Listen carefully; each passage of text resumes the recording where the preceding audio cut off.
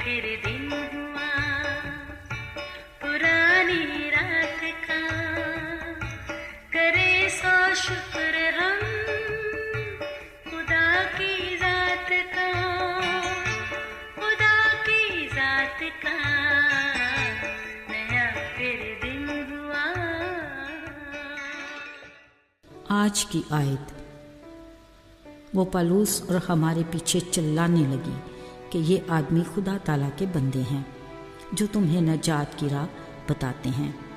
इमाल 16 बाब 17वीं आयत। अजीज़ो, एक अकेला और तन्हा इंसान बसाते खुद कुछ भी नहीं। वो हर कदम पर अपनी ज़रूरत के लिए किसी का तलबगार है, यानी हमारी ज़िंदगी का दारोमदार ही दूसरे पर है। असल में ये सोच उस खालिक खुदा की हिकमत है जिसकी बदौलत उसने हम इंसानों को किसी न किसी रिश्ते में जोड़ कर रखा। बिलाशुबा मिलजुल कर रहने में ही हमारी बेहतरी और भलाई है। इसी सिलसिले को अच्छे तरीके से बरकरार रखने के लिए हर एक की जिम्मेदारियां होती हैं जिनको ऐसन तौर पर पूरी तरह हमारा फ़र्ज़ बनता है। इस असूल का ताल्लुक हमारी ज़िंदगी के हर शोबे से होता है। बेहतरीन कारकर्दगी के लिए अपनी जिम्मेदारी को ईमानदारी से निभाना बेहद ज़रूरी है। याद रहे, जिम्मेदारी का नजरिया सदियों पुराना है। खुदा ने अपनी बसाई हुई इब्तदाई बस्ती अदन में बाग की निगरानी की जिम्मेदारी आदम को सौंपी, जिसके बायस वो हर तरह के फल और सब्जियों से मुस्तफीद होते थे। जिम्मेदारी असल में एक फ़र्ज़ है जिसके मुतबादिल हम अपने हक का फ़ायदा हासिल करते हैं। अजीज़ो, कलाम मुकद्दस के मुताबिक हज़ारों साल पहले ये उस दौर का वाक़या है जब यीशु के पैरोकारों की बदौलत आसमान की खुशखबरी का काम बड़ी तेज़ी से होने लगा। यीशु के दिए गए इख्तियारात से बड़े मौज़े और अजीब काम होते थे और पाक रूह के नज़ूल के बाद से शागिर्द बड़ी दलेरी से यीशु के नाम की गवाही देते, जिसके बायस लोग बड़ी तादाद में ईमान लाकर ईमानदारों की जमात में शामिल होते और यूं इब्तदाई कलीसियाएं वजूद में आईं। एक दिन पालूस और सैलास दुआ की गरज से खुदा के घर की तरफ जा रहे थे कि एक लौंडी जिसमें गैरदान की रूह थी चिल्लाने लगी, ये खुदा के बंदे हैं जो तुम्हें नजात की राह बताते हैं। पालूस ने रंजीदा होकर यीशु के नाम से उसमें से निकलने को कहा।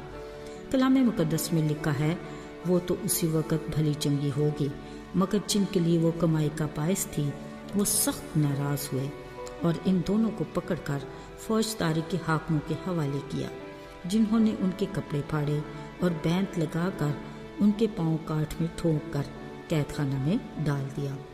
अजीज़ों, इसी रोज़ आधी रात एक नाकाबिल फरामोश वाक़या पेश आया। हुआ ये कि ये दोनों कैदी दुआ कर रहे थे और खुदा की हम्द के गीत गा रहे थे। बाकी कैदी सुनकर ये सोच रहे थे कि ये किस तरह के कैदी हैं। अजीज़ों, सोच तो मैं भी रही हूँ कि वो कौन सा गीत गा रहे होंगे। शायद ये कि खुशी खुशी मनाओ, खुशी खुशी मनाओ, बोलो बोलो मसीहा की जय, मेरे लिए आया, मेरे लिए मुआ, मेरे लिए फिर जी उठा, मेरा है मसीह। अजीज़ों, कलाम मुकद्दस में लिखा है, इसी लम्हे यकायक बड़ा भूचाल आया, यहाँ तक कि कैद खाना की बुनियादें हिल गईं, दरवाजे खुल गए और बेड़ियाँ खुलकर गिर पड़ीं। दारोगा ने जब जाग कर मंजर देखा, सोचा कैदी भाग गए, तलवार उठाई और खुद को मारने लगा कि पालूस ने पुकार कर कहा, अपने ताई नुकसान ना पहुँचा, हम सब यहीं मौजूद हैं। कलाम में लिखा है, वो पालूस सैलास के आगे गिरा, बोला, आए साहिबो, क्या करूं कि नजात पाऊं। अजीज़ों, खुदा के इन बंदों ने ना सिर्फ दारोगा को बल्कि उसके घराने को भी नजात की ऐसी राह दिखाई कि सब यीशु पर ईमान ले आए और बपतिस्मा लेकर खूब खुशी मनाई। पालूस और सैलास के लिए ये किस कदर खुशी और शुक्रगुजारी का मुकाम है कि वो बतौर मसीह के शागिर्द अपनी जिम्मेदारी को खूब निभा सके और कई जिंदगियों को हलाकत से बचाकर खुदा की तरफ से हकीकी इनाम के हकदार ठहरे। साथियों, ज़रा सोचिए, बतौर मसीही आज हम अपनी जिम्मेदारी को किस हद तक पूरा कर रहे हैं। शायद हम ऐसी सोच में मुकीद हैं कि आसमानी बादशाह की खुशखबरी को फैलाना हमारा नहीं, खुदा के खादमों की जिम्मेदारी है। ذرا سوچئے، اگر کوئی شخص ہماری نظر کے سامنے اس راستے پر جا رہا ہے جس کے بارے میں ہمیں علم ہے کہ آگے خطرہ ہے، تو کیا ہم اسے روک کے خطرے سے آگاہ کرنا یہ ہماری ذمہ داری میں نہیں؟ میرے عزیزو، مسیحیت میں خدا کے ارشاد اعظم کی بڑی اہمیت ہے۔ زندہ آسمان پر اٹھائے جانے کے وقت یسوع نے اپنے شاگردوں سے کہا، پس تم جا کر سب قوموں کو شاگرد بناؤ، انہیں باپ، بیٹے اور روح القدس کے نام پر بپتسمہ دو اور میرے حکموں پر عمل کرنے کی تعلیم بھی دو۔ یاد رہے، کلام مقدس کے مطابق اب تک اس مشن پر عمل ہوتا چلا آ رہا ہے، مگر آج کے دور میں بطور یسوع کے شاگرد اس مشن کو جاری رکھنے کی بڑی ذمہ داری ہم پر عائد ہوتی ہے۔